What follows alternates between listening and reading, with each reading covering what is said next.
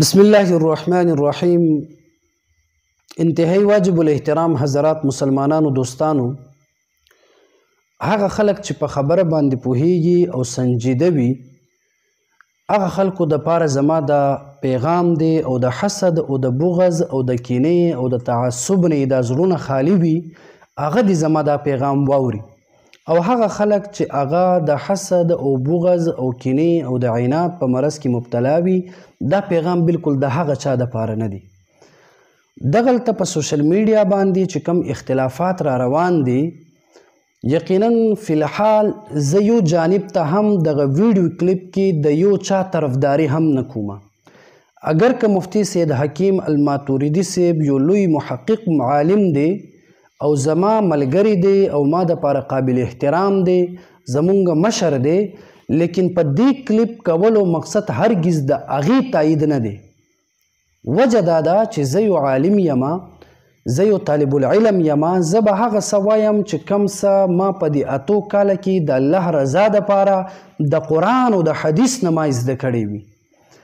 تاسو وګورئ دغه عالم چې کراچۍ کې دی چې مونږ ورته نجدي وایو، دا نجدي ویل دا له دې وجې نه مونږ نه وایو چې دا مونږ ورسره حسد کوو یا بغض یا تعصب کوو، بلکې د دې د کتاب دغه عبارت زه تاسو ته وایم په ساده الفاظو کې، او کم سنجیده ملګري چې وي هغه په دې باندې غور فکر وکړي. یعنی جس طرح حضرت نوح علیہ الصلوۃ والسلام نے بات کی بعینہ ہی، اسی طرح اللہ تعالیٰ نے بات کی. ان مثالوں سے یہ ظاہر ہو گیا کہ جس طرح انسان بات کرتا ہے اللہ تعالیٰ بھی اسی طرح بات کرتا ہے. هم دغه عبارت کې دغه صاحب فرمایي چې الله رب العالمین هم داسې خبرې کوي څنګه چې دا انسانان یعنی مونږ خبرې کوو. لیکن د مسلمانانو او د احنافو د علماء دیوبند د جمهور امت عقیده او نظریه دا ده چې الله رب العالمین په ذات او په صفاتو کې یکتا دی. الله رب العالمین سره په ذات او په صفاتو کې څوک شریک نه دی، او دا کلام هم د الله رب العالمین یو صفت دی. کم خلک چې پوهیدونکي وي، کم خلک چې سنجیده وي او په دې مدارسو کې کتابونه ویلي وي، کم سي کم مطالعه د شرع العقاید پورې وي، هغه هم په دې مسله باندې پوهیږي چې الله رب العالمین د کلام د پاره لفظ د بات یا خبرې هم استعمالول مناسب نه دی.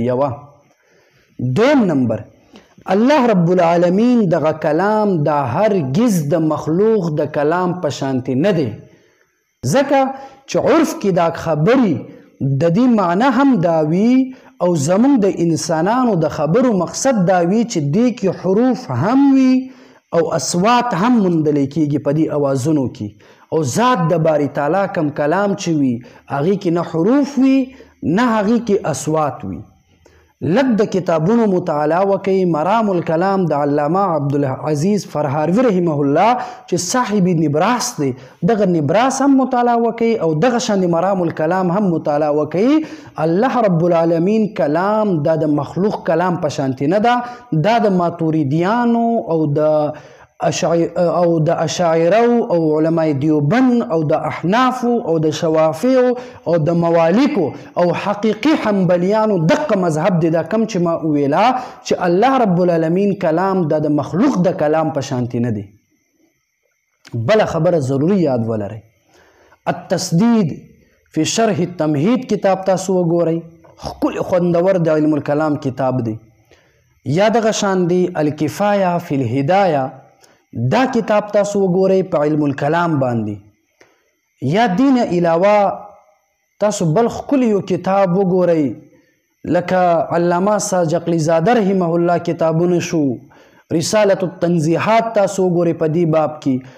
اوس دغلته تاسو ته یو آسان یو تپوس تاسو نه کومه چې غیر مقلدینو باندې تاسو اعتراض کوئ چې غیر مقلدین د اهل سنت والجماعت نه خارج دي. ولی خارج دی؟ چې هغې د الله رب العالمین د ذات په باره کې وجه الله قول کوي، حالانکه وجه الله او ید او ساق دا خو په نصوصو کې وارد دی، په نصوصو کې ثابت دی. بیا غیر مقلد ولې هغه ګمراه ګڼلی کېږي د دې خبرو د وجې نه؟ او ستا چې کم خوښ عالم دی هغه تر دې حده پورې ووایي چې نعوذ بالله الله رب العالمین د مخلوق په شان د خبرې کوي او زمونږ غوندې کې خبرې کوي. نو په الله چې کله ستا غوندې کې خبرې کوي نو نعوذ بالله دا بله څنګه الله وي چې هغه د مخلوق په شانتې خبرې کوي؟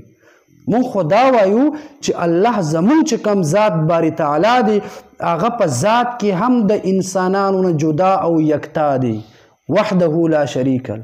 او په صفاتو کې هم الله رب العالمین سره څوک شریک نه دی. ته چې بریلي ته د علم الغیب عطایي د وجې نه مشرک وایي چې هغې کې د تعویل گنجایش هم ده او ته بیا هم ورته مشرک وایي، صحیح ده؟ نو چې کله پردي خلکو ته مشرک وایي او ستا خپل کس دا وایي چې الله رب العالمین زمون په شانتې خبرې کوي، نعوذ بالله من ذلک، هغه بیا ولې په اهل سنت والجماعت کې داخل دی؟ هغه بیا ولې د علماء دیوبند په دغه نوم باندې یادیږي؟ که چرته د دیوبندیت دې ته ویلی کېږي چې د خپل خلکو په غلطیانو باندې پرده اچول او د خپل مذهب او د مسلک نه هټ کر خلکو سمه خبره هم غلط ګرځول، که دا دیوبندیت وي دا دیوبندیت د تاسو ته مبارک شي. زمونږ د دیوبندیت دپاره معیار د حضرت علی رضی الله عنه یو قول دی، فرمایي چې انظر ما قال ولا تنظر من قال. دې ته مه ګوره چې ستا دیوبندي عالم خبرې کوي بلکې دې ته وګوره چې دیوبندي عالم څه وایي. که دا خبره که یو غیر مقلد عالم کړی وه، که بریلوي عالم کړی وه، که پنجپري عالم کړی وه، د الله په ذات قسم چې بعضې خلکو به ورته د کفر نسبت به یې کړی و.